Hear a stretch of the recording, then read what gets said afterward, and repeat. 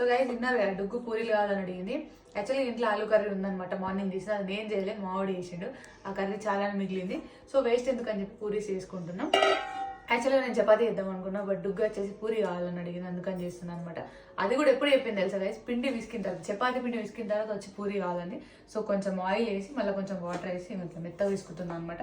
So ఇప్పుడైతే నేను పూరీలు చేయబోతున్నా. అండ్ నాకు కూడా వంట గైస్ ఇప్పుడు చేస్తా చూడండి.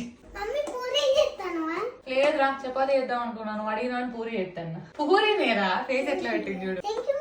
సో గాయస్ ఆయిల్ అయితే పెట్టేసిన అనమాట. అండ్ కర్రీ ఉందని చెప్పాను కదా, ఇదే ఆలు కర్రీ, ఇది మామిడి వేసిన కర్రీ అనమాట. చాలానే మిగిలింది.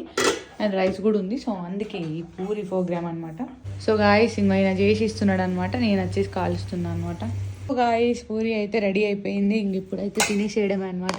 మా డుగ్గు వచ్చేసి ఇక్కడ ఆడుకుంటుంది.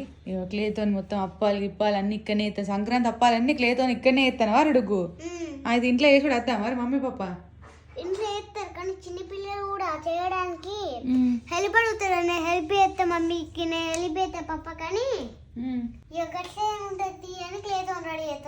సో గైస్ అప్పాలు మేమే ఇంట్లో చేసుకోబోతున్నాం అనమాట ఈసారి. అంటే ప్రతిసారి మమ్మీ చేసి పంపుతుంది, ఈసారి కూడా పంపిస్తుంది, బట్ మేము కూడా ఇంట్లో చేద్దాం అనుకుంటున్నాం. సో అది ఫుల్ వ్లాగ్ అయితే పెడతాం. సో ఫస్ట్ టైం కదా, అప్పాలు ఎట్లా చేస్తాం ఏంది అనేది నాకు కూడా తెలియదు, just go with the flow అనమాట.